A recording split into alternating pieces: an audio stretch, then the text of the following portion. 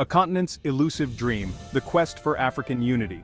The dream of a united Africa is not new. It has been a recurring theme since the early days of independence movements.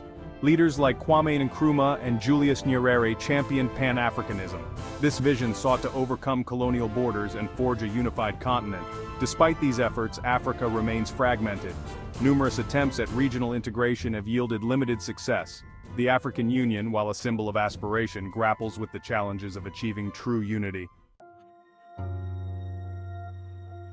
The all-or-nothing fallacy rethinking unity in Africa. One persistent misconception is that African unity requires the agreement of all 54 countries. This all-or-nothing approach is impractical and ultimately counterproductive. It sets an unrealistically high bar for progress. Africa's diversity, with its myriad cultures, languages, and political systems, makes unanimous agreement on complex issues highly improbable. Insisting on full consensus from the outset risks perpetuating the status quo of fragmentation. Lessons from across the Atlantic, the American model of gradual integration. The United States offers a compelling example of how unity can emerge gradually. The American experiment did not begin with all 13 colonies united. It started with a smaller group willing to forge a common path. Over time, through a combination of pragmatism and shared interests, more states joined the Union.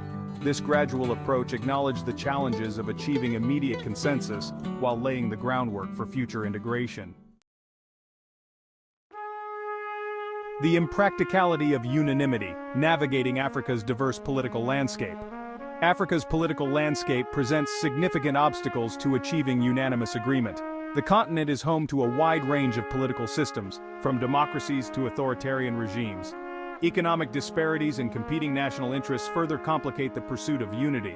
Moreover, historical grievances and mistrust between nations can pose significant roadblocks. Expecting all countries to move in lockstep towards unity ignores these complex realities. A pragmatic path forward, towards a step-by-step approach to African unity.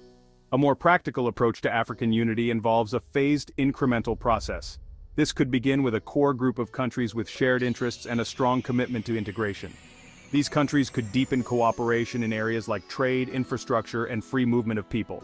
As the benefits of this initial integration become evident, it could create a pull factor for other nations to join.